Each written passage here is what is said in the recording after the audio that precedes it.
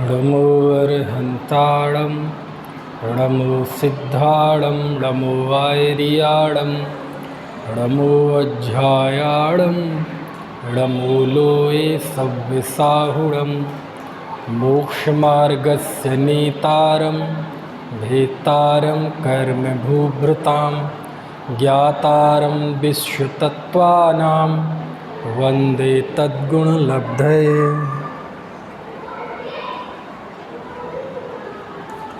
तत्वार्थ सूत्र 7वां अध्याय 25वें सूत्र तक बात हुई थी। 26वां सूत्र पढ़ना है। व्रतों में अतिचार। अतिचार यानी वो सूक्ष्म दोष जिससे व्रत भंग तो नहीं होता लेकिन व्रत मलिन जरूर होता है। तो ऐसा यदि क्वचित कदाचित किसी जीव को किसी काल में कोई दोष लगता है तो किस किस तरह से दोष लगते हैं वो इन सूत्रों में बताए हैं। और इन अतिचारों को बताने का उद्देश्य क्या है? सावधानी। इन अतिचारों को बताने का जो उद्देश्य है वो ये है कि जी सावधान रहे, क्योंकि अतिचार असावधानी से लगते हैं। और यदि सावधान रहेंगे हमें ये पता होगा कि ये दोष है ना, क्योंकि ज्ञान ही तो रास्ता दिखाता है। तो यदि हमें इस बात का इल्म है, जानकारी है कि ये दोष है, तो जीव सावधान रहेगा, जागृत रहेगा, तो इन दोषों से बच सकते हैं, है ना। क्योंकि छेड़ालाकार ने लिखा है, बिन जानते दोष गुणन को कैसे तजिए कहिए। गुण और दोष को जाने बिना कैसे तो गुणों को ग्रहण करें और कैसे दोषों को छोड़ें। तो आचार्य ज्ञान ही करा सकते हैं, अंततः कार्य तो जीव को अपना स्वयं का करना है। तो यहाँ ज्ञान कराते हैं। तो कल 25वें सूत्र के द्वारा हमने अहिंसाणु व्रत के अतिचार जाने थे। अब 26वें सूत्र में सत्याणु व्रत के अतिचार बताए हैं। देखो जरा 26वां सूत्र पढ़ते हैं, 147 नंबर पृष्ठ। मिथ्योपदेश रहोव्याख्यान कूटलेख क्रियान्यासापाहार साकार मंत्र भेदा। पूरा सूत्र बोलता हूँ। मिथ्योपदेश रहो व्याख्यान कूट लेखन क्रियान्यासापाहार साकार मंत्र भेदा। बोलिए।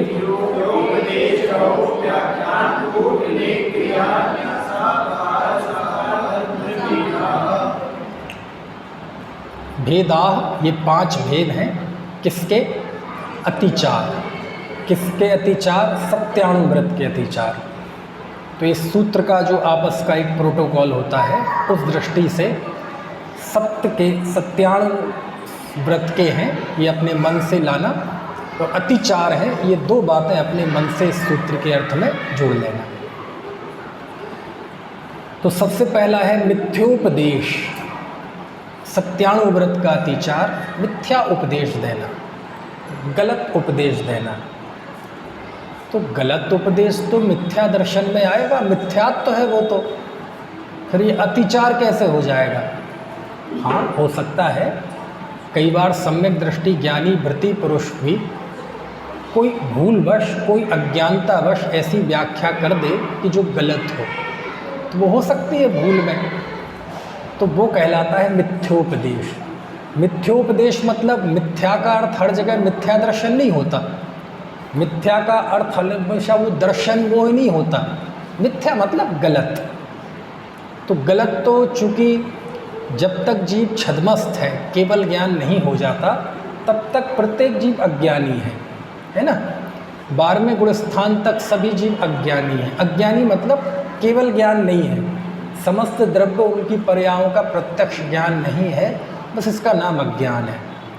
और जब ऐसा अज्ञान है तो असत प्रतिपादन हो सकता है, क्योंकि वह जीव केवल ज्ञानी नहीं है। यही कारण है कि हमारे यहाँ जिन वाणी की जो शर्त मानी गई है, पहली शर्त, वो यही मानी गई है। आप तो पज्ञ मनुल्लंघन अर्हंत भास यत्थम गढ़हर देवे ही गंथियम सम्मम प्रणमामि भक्ति जुत्तो सुदृढ़ महोदहिम सिरसा। कि श्रुत किसे कहते हैं, आगम किसे कहते हैं, तो उसकी पहली शर्त है वो अर्हंत द्वारा भाषित होना चाहिए, सर्वज्ञ प्रणीत, है ना, अथवा उसे ही कहते हैं आप तो पज्ञ। अर्हंत द्वारा भाषित ये कुंद देव की भाषा है, आप तो पज्ञ ये समंतभद्र देव की भाषा है ना। क्यों? क्योंकि सत्य वचन, है ना, असत्य वचन जो होते हैं वो दो कारणों से होते हैं, या तो मोह से या अज्ञान से। आपसे कुछ पूछा जाए तो आपको पता नहीं है उस विषय में, तो आप जो बोलेंगे झूठ होगा। और कई बार पता होता है लेकिन किसी मोह आदि भय आदि की वजह से हम वो नहीं बोल पाते। जैसे दुकानदारी के कार्यों में सारा झूठ कैसे बोला जाता है, मोह से, है ना। कितने का है जी ये? 1500 रुपये का।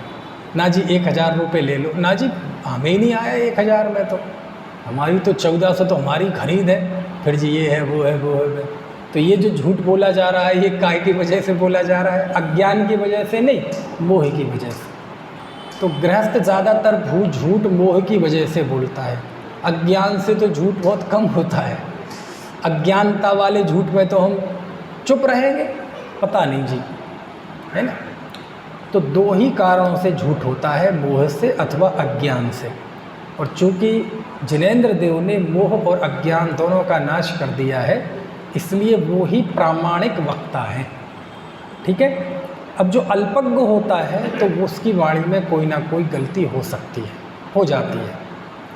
मुझसे एक बार हो गया था, किसी ने गोला चढ़ाया, गोला सूखा वाला नहीं, गीला नारियल कबर वाला पूरा पक्का चढ़ा दी।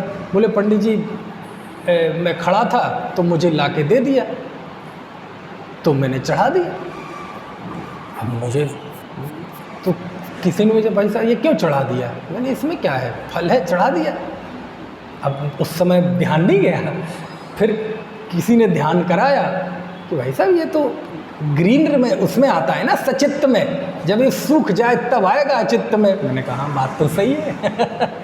तो ऐसे हो जाता है कोई चीज़, और हो सकता है मैं उसे भी समझाने लगूं कि नहीं नहीं उसमें क्या दिक्कत है।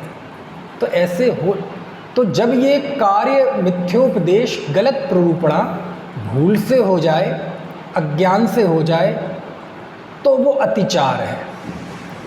और यदि जानबूझ के करे, कुटेव से करे, गलत अभिप्राय से करे, बुरी नीयत से करे, हठ से करे, तो वो फिर अतिचार नहीं है, फिर तो वो झूठ ही है पूरा, है ना। फिर वो तो अनाचार है, उससे तो व्रत ही भंग हो जाएगा। ठीक है। तो इसलिए अतिचार में दो शब्द ध्यान रखना। कौन कौन से? क्वचित, कदाचित। अतिचार किसी जीव के होता है, सबके नहीं। और जिस जीव के होता है वह भी कभी कभार होता है, हमेशा नहीं। और फिर क्या करता है वह जीव कि भूल हो गई, कोई बात नहीं, झड़ा लो, ठीक है जी, शुद्ध कर लो।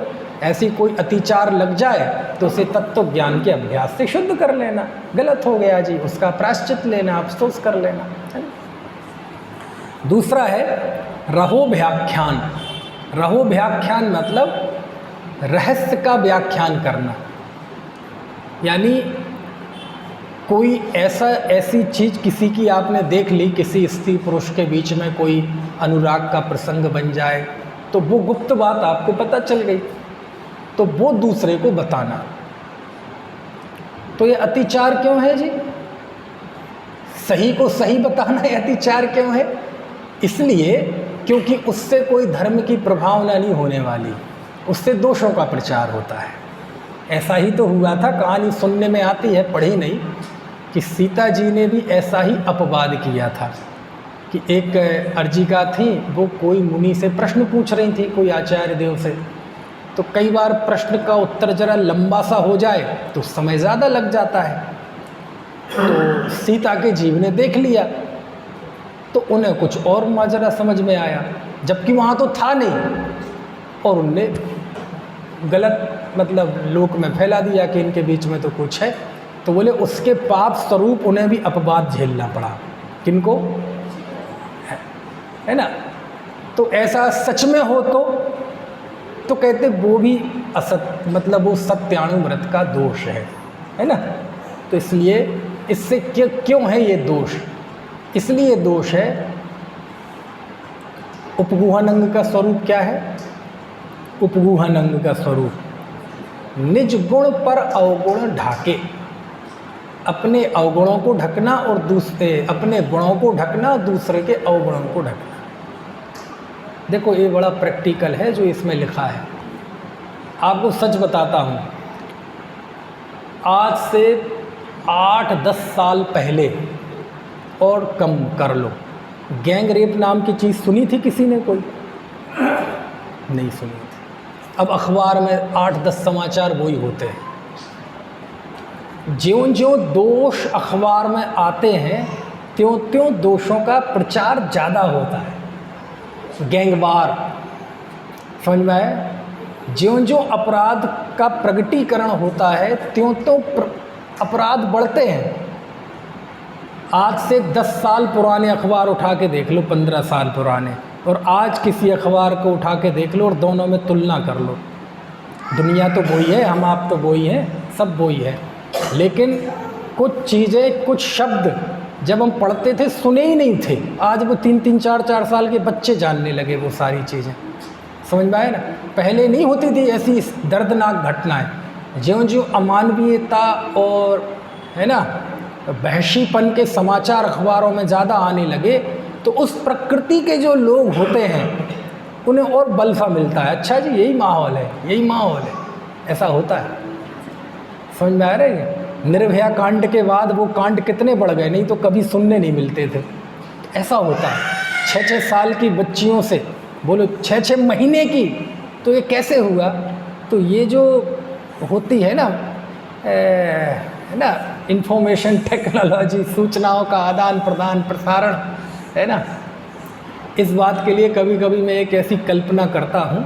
कल्पना है, वो हो नहीं सकती, इसलिए कल्पना कहता हूँ उसे, कि कोई ऐसा हो जाए कि जितने अखबार, पत्र पत्रिकाएं, न्यूज़ चैनल, जैसे इंटरनेट पे पहले, अभी भी कोई भी ऐप आपको यदि लेना हो तो ट्रायल वर्जन आता है 1 महीने का, कि आप 1 महीने से ट्रायल करो, पसंद आए तो आप खरीद लेना। कोई भी हो, एंटीवायरस या कोई ऐप या कोई भी कुछ, है ना। तो ऐसे ट्रायल किया जाए कि 1 महीने के लिए सारे अखबार, सारे चैनल, सारी पत्र पत्रिकाएं बंद कर दो। समझ में आया ना? लोगों के दिमाग खराब काहे से हैं? इनसे है। समझ में आया? आप कल्पना करो 1 महीने तक कोई समाचार, अखबार, पत्र पत्रिकाएं ना हो, यही देश होगा, यही सब हम होंगे, दिमाग में सबके सुकून होगा, शांति होगी। और जब ये अच्छा जी, अच्छा जी, अच्छा, आप में से कितने लोगों ने किसी का मर्डर होते देखा?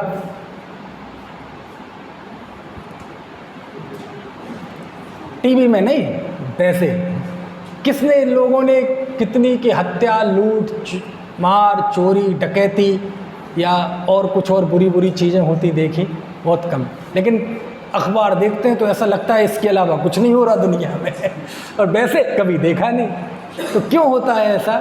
इतना बड़ा देश है ना, इतने बड़े देश की 24 घंटे घटने वाली कुछ घटनाएं जब एक पन्ने पे आ जाएंगी तो सच में ऐसा लगेगा कौन से युग में जी रहे हैं, है ना। खैर, तो इसलिए ये उपगूहन अंग का भी विरोधी है। तो क्या करना चाहिए? किसी का कोई दोष दिख जाए,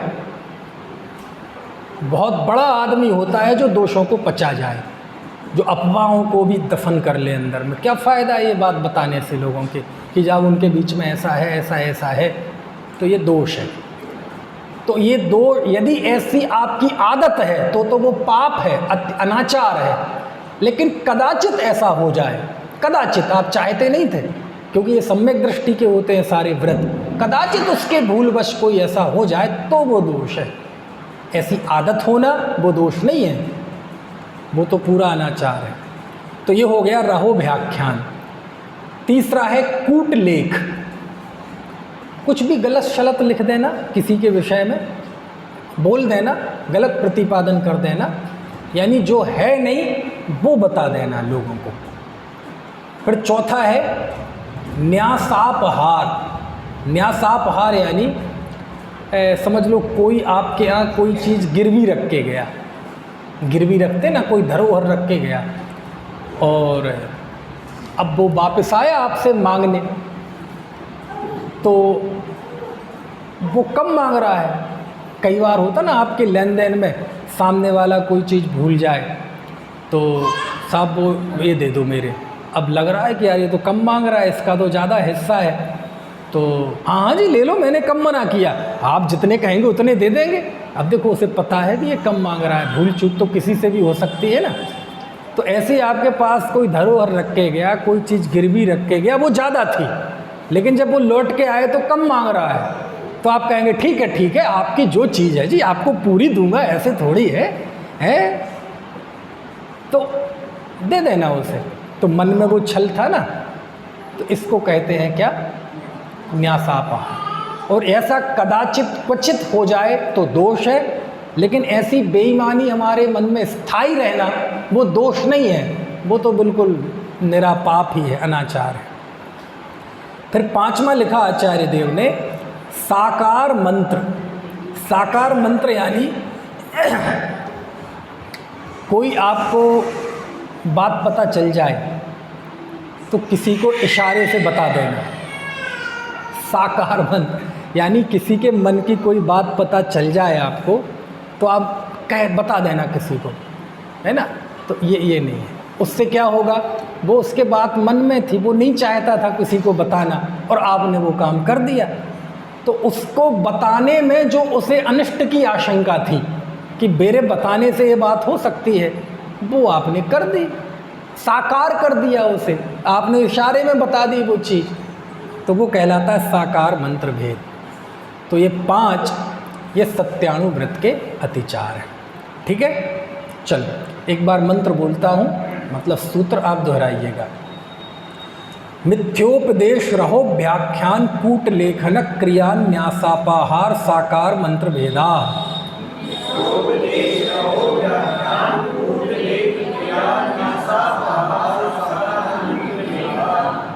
ठीक है, ये सत्यानुव्रत के अतिचार हैं।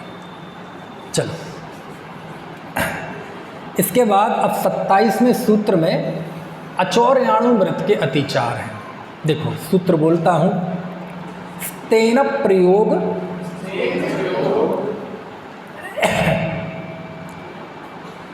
तदा हृतादान विरुद्ध राज्यातिक्रम हीनाधिक मालोन्मान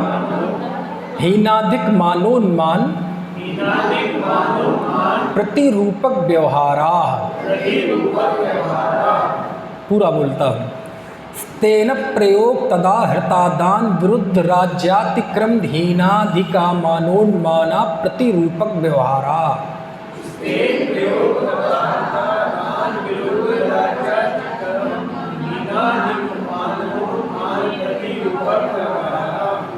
देखो सबसे पहला है स्तेन प्रयोग।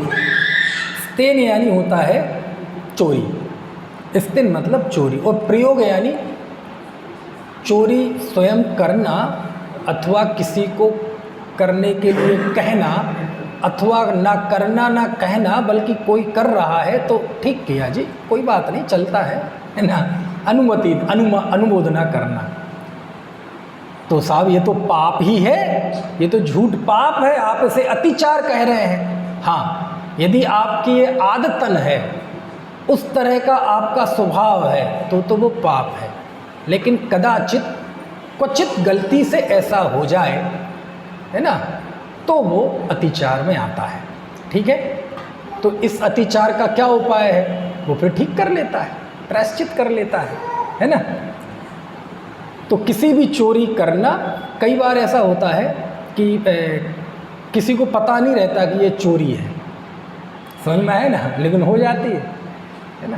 तो कोई भी चोरी, किसी भी तरह की चोरी करना, अच्छा जैसे कोई चीज़ गिर जाए किसी की, तो क्या करना चाहिए, मान लीजिए किसी की कोई चीज़ गिर गई, कोई चीज़ क्या, अंगूठी गिर गई, अंगूठी तो चलो बड़ी सी चीज़ हो गई, 10 का नोट पड़ा है बाजार, यहाँ मंदिर के बाहर 50 का नोट पड़ा है, आजकल 10 की कोई वैल्यू सी नहीं रही, 50 का नोट पड़ा है, तो क्या करना चाहिए आयुष, क्या करना चाहिए?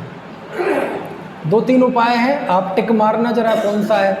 पहला तो उपाय सबसे शानदार, सबसे सरल, सबसे सार्वभौमिक, सार्वकालिक, भारतीय संस्कृति का गौरव तो पहला उपाय तो ये है कि उठा के रख लो,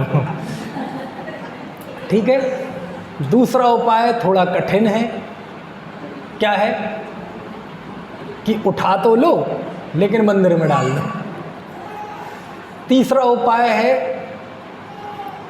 आवे सो आवन हारा जावे सो जावन हारा, नहीं मुझको कोई प्रयोजन, मैं तो हूँ जानन हारा। कुछ नहीं, जो पढ़ा है पढ़ा है। और चौथा उपाय इनमें से कोई नहीं अब बताओ कौन सा करना चाहिए?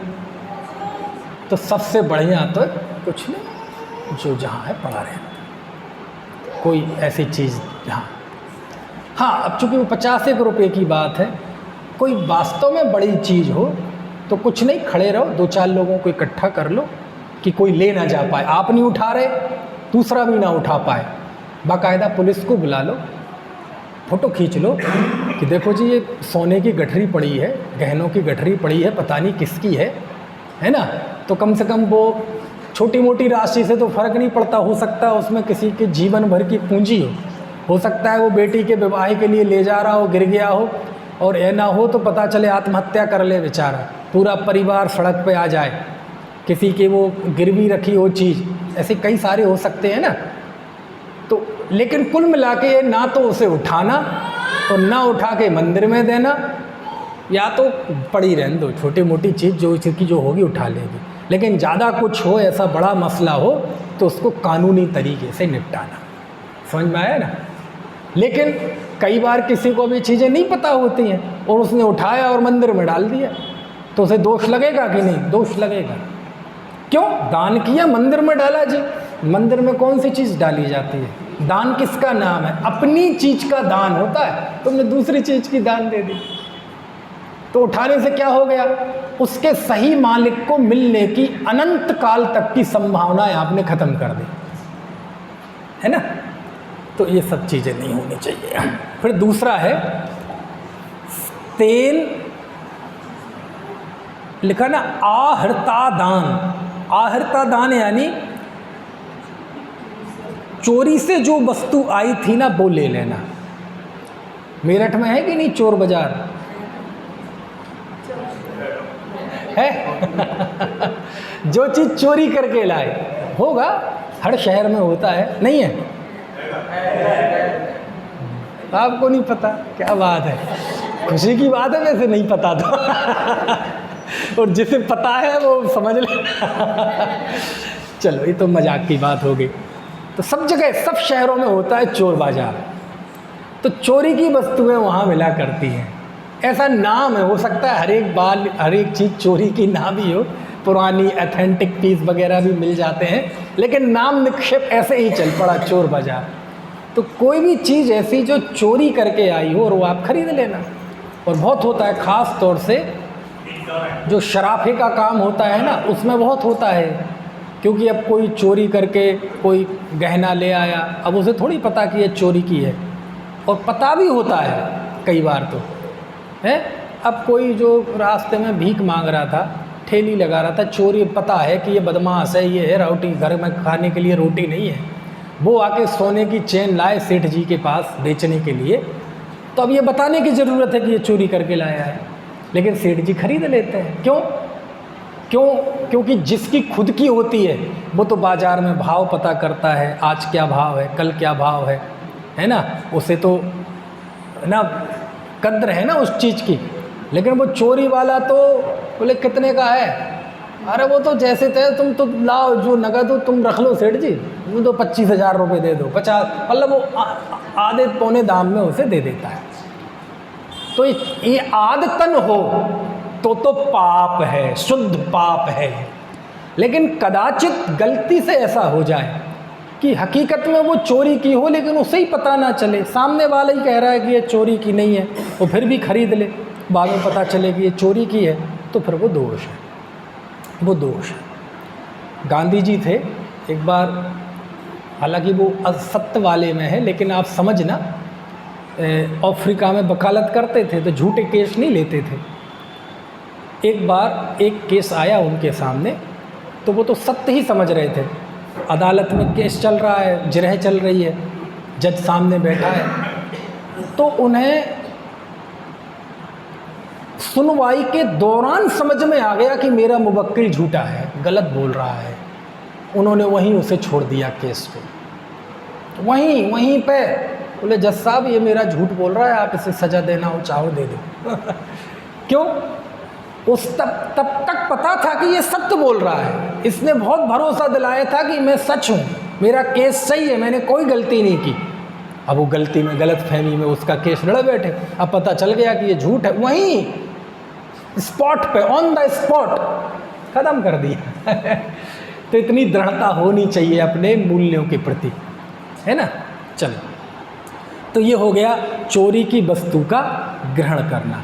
ये जो होते हैं ना अनेक, ये ट्रक वाले होते, ट्रक वाले लंबा माल सप्लाई करते हैं, तो कई बार ये ट्रक वाले उस ट्रक के माल में से थोड़ा सा निकाल के बेच देते हैं बाज़ार में,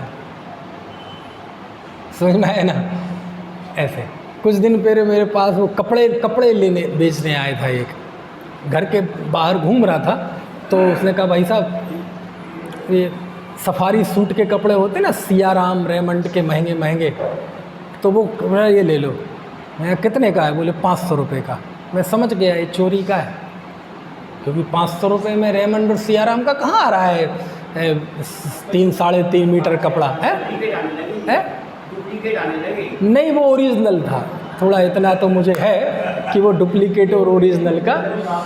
और सीधी बात है कि सियाराम का सड़कों पे कौन बेच रहा सब्जी की तरह लेकिन वो बेच रहा था।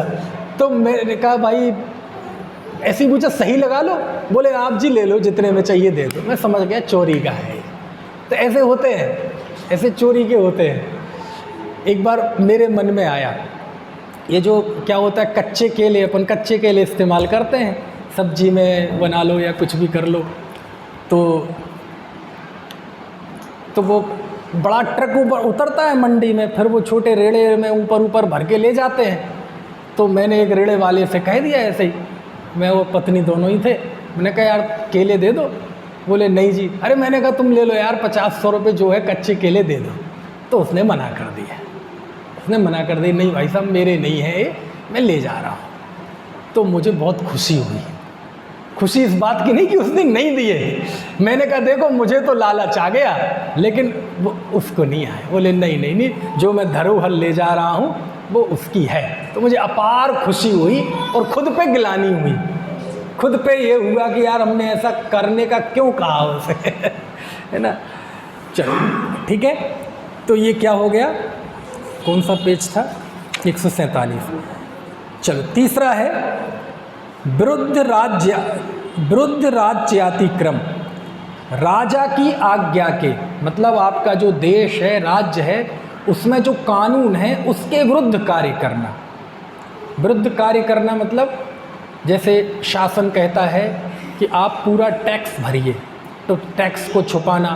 सरकार कहता है पक्के बिल से काम कीजिए, लेकिन पक्का बिल ना बना के जीएसटी बचाना, उस पर टैक्स बचाना, ये सारी चीज़ें इसके अंतर्गत आती हैं। और ये चोरी के अतिचार हैं। अतिचार कब है? जब गलती से हो जाए, लेकिन वो आदत में हो तो वो अतिचार नहीं है, वो तो बिल्कुल अनाचार है, वो तो पाप है, वो तो व्रत है ही नहीं, है ना। तो ऐसे बहुत सारे कार्य होते हैं। आपको पता है एक, अब सुनी सुनाई है, मैंने पढ़ा नहीं, क्या नाम है ये आर.के. मार्बल वाले,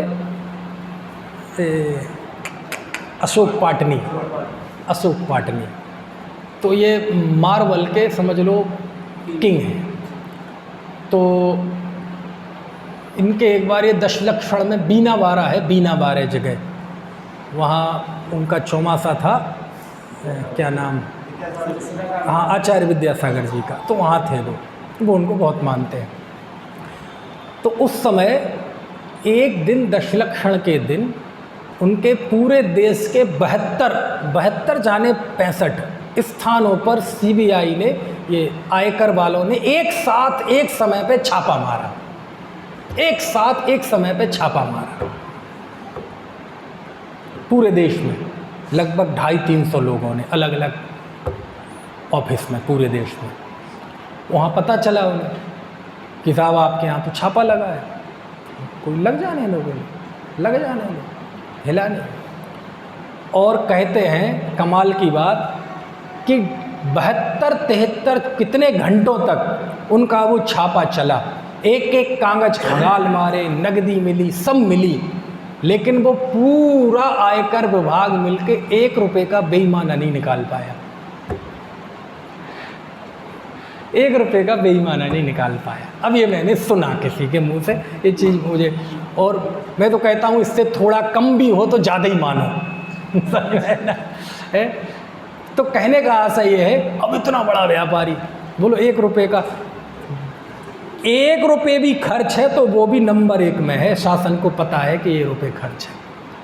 कितना ही दान है वो सब शो है कि इतना दान है। तो ये सारी चीज़ें, हर दौर में सब तरह के लोग होते हैं, ईमानदार से ईमानदार भी मिल जाएंगे और बेईमान से बेईमान भी मिल जाएंगे। बेईमान ऐसे भी मिल जाएंगे कि मंदिरों को खा जाएं, दान का खा जाएं, धर्म का खा जाएं, मूर्तियों की चोरी कर लें, मूर्तियों को बेच दें, समझ में आया ना। और ईमानदार से ईमानदार ऐसे भी मिल जाएंगे। तो जो भी व्यापार करता है जीव, सम्यक दृष्टि ज्ञानी धर्मात्मा, बिल्कुल राज्य के नियम के अनुकूल करता है, 1 रुपये का भी उसमें हेर फेर नहीं, सब कुछ जो नियमानुसार हो। और गलती से कदाचित राजाज्ञा के विरुद्ध कुछ हो जाए तो वो दोष है, और पता चल जाए तो ठीक कर लेता है, समझ में आए ऐसा। और देखो फिर चौथा लिखा, महीन लिखा ना, महीन, वो महीन नहीं है, हीन है। हीनाधिक मानोन्मान, मानोन्मान, मान यानी होता है मापक, 1 किलो 2 किलो 1 लीटर 2 लीटर, ये मान। हीनाधिक मान मतलब कम ज़्यादा कर लेना, कम तौलना, ज़्यादा तौलना, ऐसा करते कि नहीं। जैसे आपने देखा होगा अब तो इलेक्ट्रॉनिक तराजू आ गए, हो सकता है उसमें भी कुछ सेटिंग हो जाती हो तो कम ज़्यादा तौलने की। अब वो आड़तिया है तो वो जब माल खरीदता है तो उसकी तराजू ऐसी होती है कि 55 किलो 50 किलो तोलेगा, और जब वही बेचता है तो दूसरी तराजू होगी, उसमें 50 किलो 55 किलो तोलेगा कम ज़्यादा, है ना। कई लोग वो बाँट में कर लेते थे, आजकल बाँटों का चलन कम सा हो गया, फिर भी है बाँटों में कम ज़्यादा, इसलिए बाँट में हर साल वो सील लगती है सरकार की, आती ना, वो तोलते हैं फिर उसमें सील लगाते हैं, कम ज़्यादा होता है तो उसमें कम ज़्यादा कर लेते हैं। कई वो आती नहीं तखरिया, उसके नीचे वो चिंबक चिपका दी, ऐसे करते हैं। वो पहले तखरिया ऐसी वाली आती थी हाथ से वाली, तो उसके बोले डंडी मार दी, ऐसा बोलते हैं, डंडी मार दी, है ना। तो वो हीना मान ये सब होता है। और अब तो धर्म कांटा देखो, धर्म कांटे में वो जो सुनार रखते हैं, अब तो उस पर तोलते तो पहले पंखा बंद करते हैं, करते कि नहीं, क्योंकि पता चले पंखा चलाने में ही 1 ग्राम ज़्यादा हो गया, और 1 ग्राम सोना ज़्यादा मतलब 50,000 5,000, है ना। खैर, तो कोई भी चीज़ कम ज़्यादा तोल देना, तोल देना नहीं, तुल जाना। तोल देना तो मतलब वो आदत हो गई, आदत तो मतलब वो खून में ही बेईमानी हो गई, तो वो तो पाप है। लेकिन ये अत्याचार नहीं है, अतिचार है। कदाचित क्वचित किसी के किसी काल में कम ज़्यादा तुल जाए तो वो दोष है, समझ में आए ना, तो वो दोष है, अन्यथा वो दोष नहीं है। और यदि जानबूझ के ऐसा करते हैं, वो आपकी हैबिट में है, वो आपकी सोच में है, तो फिर वो तो पाप है, 24 घंटे पाप है। आप नहीं भी करें, दुकान बंद भी है तो भी वो पाप है। क्यों? क्योंकि उस जाति की कषाय तो जब दुकान नहीं है तब भी है ना तो बेईमान आदमी वो 24 घंटे बेईमान है, भले ही वो बेईमानी का काम उस समय कर रहा हो चाहे नहीं कर रहा हो। और ईमानदार आदमी से गलती से कोई बेईमानी भी हो जाए तो भी ईमानदार है, क्योंकि वो कोई प्रमादवश हो गई है बेईमानी, असल में उसने नहीं की है ना। ऐसे लीटर वगैरह में भी होता है, वो 5 लीटर का वो क्या कहलाते हैं, हाँ, और नीचे से दबा दिया उसे, नीचे से है ना, हाँ, उठा दिया तो वो 100-150 ग्राम उसी में कम हो जाता है कि नहीं।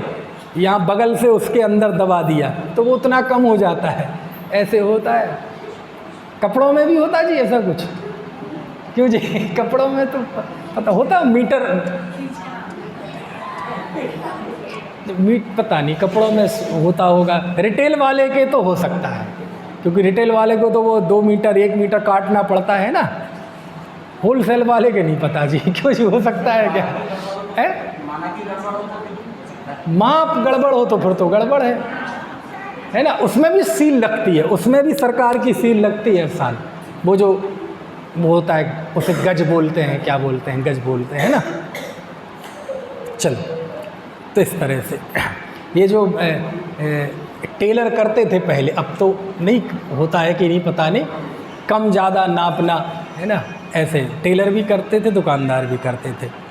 पहले वो टेलर क्या करते थे, कपड़ा ज़्यादा ले लेते थे, तो फिर वो कपड़ा बचता था तो ऐसा वो सुनाने लगते हैं कि बोले एक आदमी के गए, भाई साहब इसकी शर्ट बना दो। बोले इतने में तो आएगी नहीं। बोले कैसी बात कर रहे, तुम्हारे बगल वाला टेलर कह रहा था, उसको नापा था, इतनी कपड़ा दिया था पिछले बार, तो मुझे भी शर्ट बन गई थी, उसका एक 4 साल का बेटा था, उसको भी बन गई थी। बोले मैं नहीं बना पाऊँगा। बोले क्यों? बोले मेरा बेटा 12 साल का है।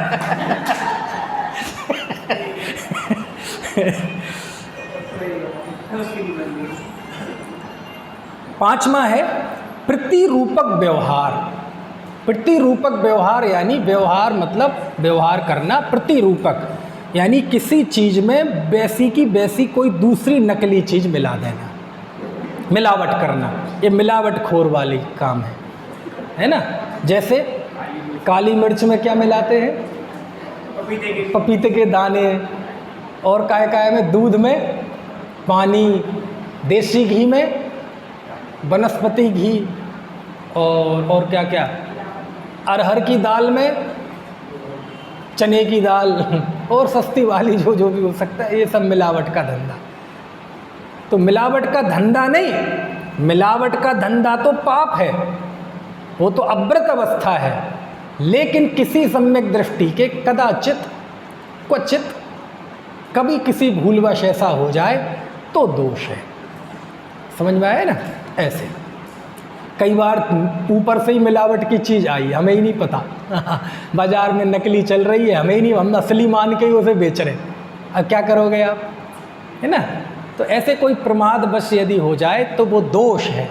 और दोष मतलब वो जिसे सुधारा जा सके, गलती मतलब वो जिसे ठीक किया जा सके। और गलती को गलती ना माने, गलती को ही क्या करूं जी, बाज़ार में चल सकता है क्या जी ईमानदारी से, अब वो अतिचार नहीं है, अब वो अनाचार है, अब वो पाप है, क्योंकि हमने उसको दोष नहीं माना। अजी तुम्हारी तो नौकरी है जी, तुम्हें कुछ पता नहीं, बाज़ार में भाई साहब यदि ऐसे ईमानदारी से चलें तो कोई व्यापार कर नहीं सकता, आपको भ्रम है, ये भ्रम है। समझ में आए ना। पूरी ईमानदारी से एक बार व्यापार करके देखो, आपके घर सोना बरसेगा। समझ में आया ना। चलो, तो ये हो गए 5 अचौर्याणु व्रत के अतिचार। ठीक है, एक बार सूत्र पढ़ लें। तेन प्रयोग दाहृतादान विरुद्ध राज्यातिक्रम हीनाधिक मानोन्मान प्रतिरूपक व्यवहारा। स्तेन प्रयोग, हाँ बोलिए बोलिए, स्तेन, हाँ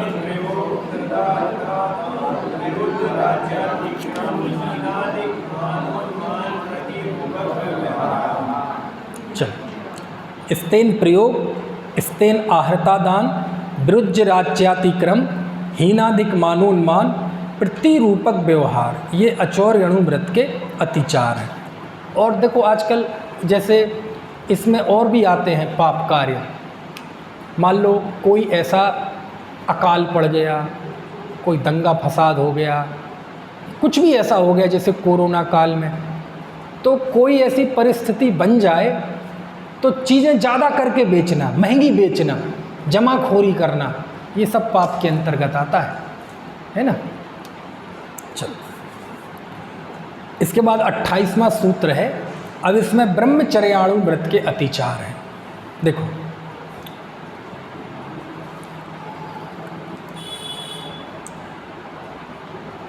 पर विवाह करणे त्वरिका परिगृहीता,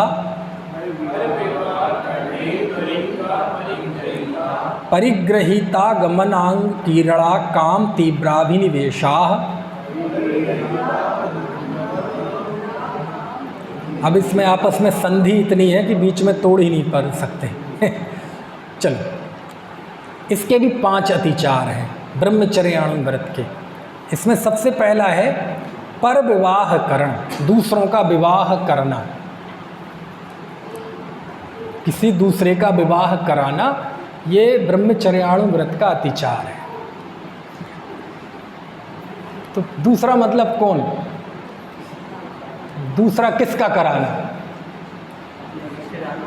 हाँ, अपने अलावा, अपना तो हो ही गया अपने बेटे का, बेटी का, बस। और यदि ज़्यादा से ज़्यादा अपना भाई, जिससे सीधा ब्लड रिलेशन है, वो भी कब? जब आप बड़े हो तो आपके ऊपर पिता की जिम्मेदारी, पिता खत्म हो गए, पिता खत्म होने के बाद बड़ा भाई ही छोटे भाई का पिता है, तो बस, तो इनके तो आप कराएंगे। इसके अलावा किसी का भी विवाह कराना, ये ब्रह्मचर्याणु व्रत के अंतर्गत, मतलब दोष के अंतर्गत आता है। समझ में आया ना? कुंडलिनियाँ मिलाना, है ना, एक दूसरे की बात करना, जी तुम्हारी लड़की ये मेरे पास, ये है, ये है, वो है, वो है, ये सब ब्रह्मचर्याणु व्रत के दोष हैं। समझ में आया है? दूसरा लिखा इत्वरिका परिगृहीता गमन। इत्वरिका यानी होता है व्यभिचारिणी स्त्री। व्यभिचारिणी स्त्री 2 प्रकार की होती हैं। एक तो किसी की त्यागी हुई या बिना त्यागी हुई, तो वो सब व्यभिचारिणी स्त्री है। तो व्यभिचारिणी स्त्री के साथ संपर्क रखना, संपर्क रखना मतलब उससे बातचीत करना, उसके साथ धंधे व्यापार की बातें करना, किसी भी तरह से, है ना। तो व्यभिचारिणी स्त्री का मतलब ये नहीं होता कि कोई रजिस्टर्ड ही हो, जैसे आज के समय में होती है कॉल गर्ल वगैरह, रजिस्टर्ड है वो तो है ही त्वरिका। लेकिन जो रजिस्टर्ड नहीं है, लेकिन हम जानते हैं कि ये व्यभिचारिणी स्त्री है, भले ही दुनिया ना जानती हो, वो लोक में प्रसिद्ध ना हो, तो उसके साथ भी बातचीत करना, उठना बैठना, आना जाना, व्यापार आदि रखना, किसी भी तरह का कोई भी, तो वो ब्रह्मचर्याणु व्रत की मतलब दोष में आता है ना। तो व्यभिचारिणी स्त्री से, चाहे वो परिगृहीता हो, अपरिगृहीता हो, परित्यक्ता हो, कैसी भी हो, उसके साथ किसी भी तरह का व्यवहार रखना, वो सब इसके अंतर्गत आता है। ठीक है। चलो, फिर चौथा है अनंग क्रीड़ा। अनंग क्रीड़ा यानी मैथुन सेवन के जो निर्धारित स्थान है, अंग हैं, उनके अलावा मैथुन करना, वो सब कहलाता है अनंग क्रीड़ा। और 5वां है काम तीव्राभानी वेश। काम सेवन का तीव्र भाव होना, तीव्र कामुकता का भाव होना, ये भी ब्रह्मचर्याणु व्रत का अतिचार है। तो ब्रह्मचर्याणु व्रत में स्व स्त्री के अलावा समस्त स्त्रियों का तो त्याग है, लेकिन अपनी स्त्री के प्रति भी तीव्र काम भाव होना, ये भी ब्रह्मचर्याणु व्रत का अतिचार है। ठीक है। तो ये हो गए परविवाह करण, इत्वरिका परिगृहीता गमन, है ना। मैंने बताया ना, इत्वरिका 2 प्रकार की, एक जिसका कोई स्वामी हो, मतलब एक तरह से शादीशुदा, और दूसरी जो शादीशुदा नहीं हो, तो दोनों का ही त्याग। तो तीसरा इत्वरिका परिगृहीता गमन, और दूसरा और तीसरा इत्वरिका अपरिगृहीता गमन। कोई भी हो, विवाह वाली हो अथवा बिना विवाह की हो, यदि वो व्यभिचारिणी है तो उसके साथ किसी भी तरह का संबंध नहीं रखना चाहिए, आना जाना उठना बैठना कुछ भी, अनंग क्रीड़ा है ना, जो निर्धारित अंग हैं उनके अलावा छोड़कर काम सेवन करना, और अपनी स्त्री के प्रति भी तीव्र अभिलाषा, ये 5 अणुव्रत के अतिचार हैं। अब ये सब पुरुष की मुख्यता से हैं, महिला की मुख्यता से हो तो इससे उल्टे लगा लेना, है ना। दूसरों के विवाह कराना ये तो कॉमन हो जाएगा, चाहे स्त्री हो चाहे पुरुष हो। हाँ हाँ हाँ, तो वो अतिचार लगेगा अतिचार, क्योंकि आप बिल्कुल सोच समझ के ही कर रहे हैं ना। वो गलती से कुछ हो जाए हैं, अनाचारी हो गया, ये तो वो है। क्वचित कदाचित, 2 शब्द जरूरी है, कल भी बताए थे। क्वचित मतलब किसी किसी के ये दोष होते हैं, और कदाचित मतलब जिसके होते हैं उसके भी हमेशा नहीं, कभी होते हैं। समझ में आए ना। तो वो दोष, उसकी फिर अपन निंदा गरहा करके उसे शुद्ध कर सकते हैं। लेकिन यदि अपन लोग उसे धंधा ही बना लिया तो अब तो आपको वो करेंगे ही, आप तो खुशी से करेंगे, उछल कूद के करेंगे, तो फिर वो अतिचार लगता है। वो फिर अतिचार नहीं, वो अनाचारी हो जाता है।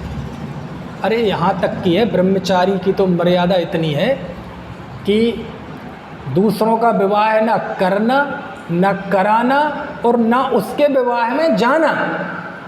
रिश्तेदारी के विवाह में जाने का निषेध किया है ब्रह्मचर्याणु व्रत में। समझ में आ रही बात की नहीं? कहाँ किया है तो पढ़ो जरा चरणाल योग के शास्त्र, कौन कौन से खोल के बताऊं मैं। केवल अपने घर में, और अपना घर मतलब मामा बुआ ये कुछ नहीं, साडू साली फाली ये कुछ नहीं, बस अपना घर, यानी आप, आपके बच्चे, और कदाचित किस स्थिति में पिता ना हो तो छोटा भाई हो, और वो अभी इस्टेब्लिश ना हो तो उसकी आपके ऊपर जिम्मेदारी है। इसके अलावा किसी के विषय में भी शादी विवाह की बात करना, जाना करना सब अतिचार में आता है। चलो, इसके बाद 29वां सूत्र है, ये है परिग्रह परिमाण व्रत, जो 5वां अणुव्रत है उसके अतिचार। क्षेत्र वास्तु हिरण्य, बोलिए, सुवर्ण धन धान्य दासी दास कुप्य प्रमाणातिक्रमा।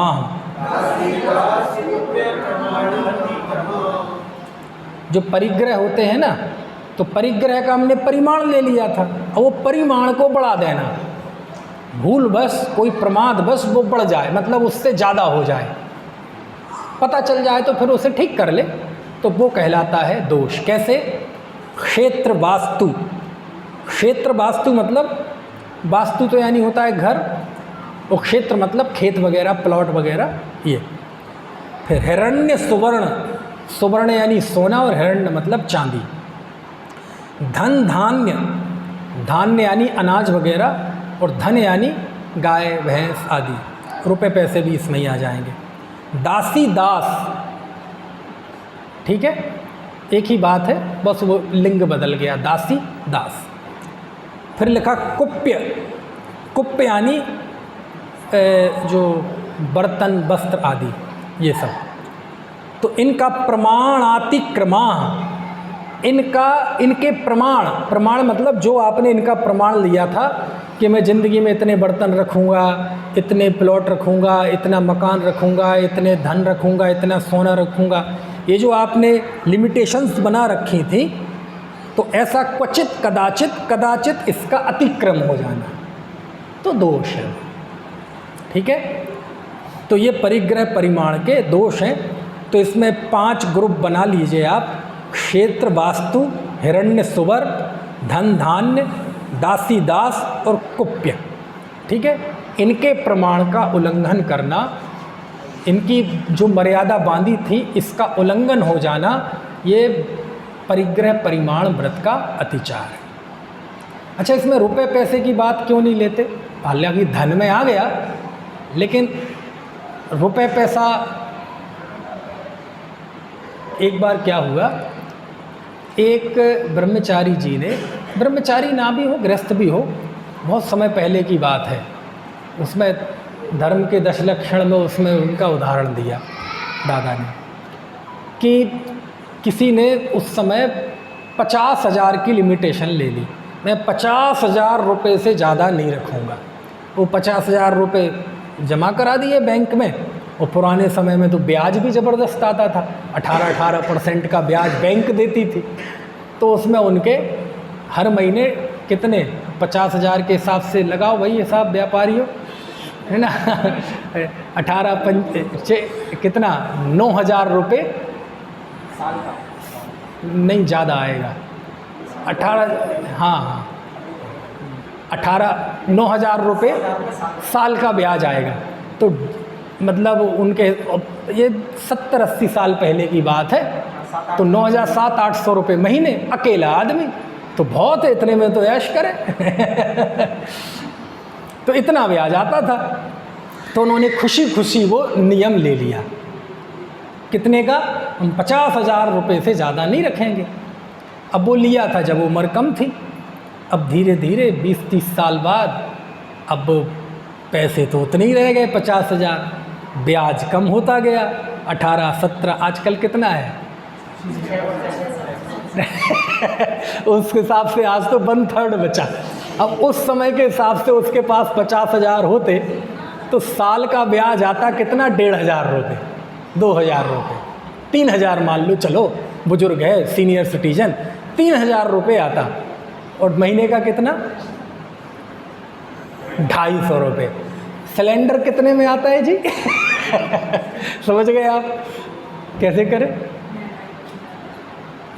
समझ में आया, रुपए की कीमत कम हो गई, इसीलिए पैसे का नहीं लिखा, बोले चीज़ें निर्धारित करो आप, कितना सोना, कितना चांदी, कितनी ज़मीन, कितना मकान, कितने बर्तन, कितने वस्त्र, पैसे ऐसे का नहीं। ये तो मुद्रा में भी पुण्य पाप का उदय होता है, मुद्रा का, उसमें भी उतार चढ़ाव आते हैं। हमारे रुपए के ही पुण्य पाप रोज़ ऊपर नीचे होता है। 1 रुपये की कीमत है ना, डॉलर के कितने बराबर आजकल कितना है, 75, कभी 65 थी, कभी 60 थी, इससे ज़्यादा भी हो गई। तो रुपए में ही उतार चढ़ाव आता है, रोज़ आता है, प्रति क्षण आता है, प्रत्येक सेकंड आता है। तो ये क्या है, तो कहते इसलिए रुपए, मुद्राओं का नहीं लिख, चीज़ें आप निर्धारित कर लो, उसमें दुविधा नहीं होगी। कितना धन कितना रखोगे, बोले इतना सोना, इतना चांदी, 1 मकान, 1 प्लॉट, 1 गाड़ी, 20 जोड़ी बर्तन, 20 जोड़ी वस्त्र, इतने बर्तन, इतने निर्धार। अब इसमें फ़र्क नहीं पड़ेगा कोई, समझ में आया ना। तो इसलिए ये परिग्रह में ये सारी चीज़ें, इसके पीछे ये जो वैज्ञानिक सोच है, रुपए पैसे नहीं है ना, उसका भी कर सकते हैं, कोई ऐसी बहुत बड़ी बात नहीं है उसको इस हिसाब से कि हम इतने साल इतने साल इतने। देखो सही बात यह है, जिसकी नीयत सही हो वो सब जगह सही रास्ता निकाल लेता है, और नीयत में खोट हो तो वो तो कहीं से भी बच निकल जाएगा। चालाक आदमी को कोई पकड़ नहीं सकता, वो कहीं ना कहीं नुक्ता निकाल लेगा। कील जिसे गाड़नी हो ना दीवार में तो वो दरार ढूंढ ही लेगा तो जिसे बेईमानी करनी हो तो वो शास्त्र में भी कहीं ना कहीं दरार खोज लेगा, है ना। ऐसे वो कहेगा ये अतिचार ही तो है, प्रमाण बढ़ा लेना, अतिचार ही तो है, ये दोष ही तो है, प्रायश्चित कर लेंगे, कोई बात नहीं बढ़ा लो ऐसा है ना। ठीक है, तो ये 5 अणुव्रत के अतिचार हो गए, समय हो गया है। अब शेष जो 3 गुण व्रत और 4 शिक्षा व्रत, ये जो 7 शील व्रत हैं, इनके क्या दोष हैं उसकी चर्चा अपन अगले हफ्ते करेंगे। अगले हफ्ते अब कर नहीं पाएंगे तो अगले से अगले हफ्ते, ठीक है, क्योंकि बाहर रहूँगा मैं उस दौरान।